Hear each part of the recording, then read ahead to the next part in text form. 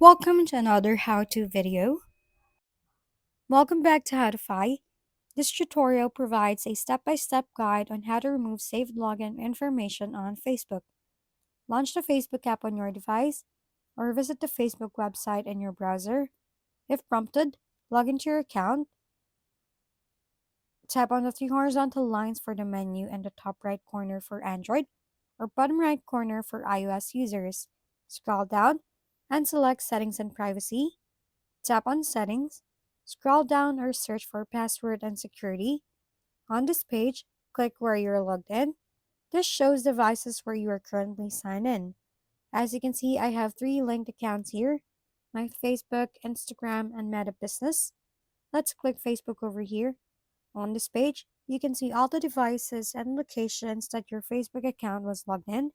To remove one, just simply click the device name over here. Let's say we want to remove our account from iPhone 6s Plus. Just simply click on that. Under location, tap on logout, and there you have it. That's it for this tutorial. For more how-to videos, please don't forget to subscribe and hit the like button if this video has helped you. And don't forget to share your comments or suggestions in the comment box below. Thanks for tuning in, and we'll see you next time.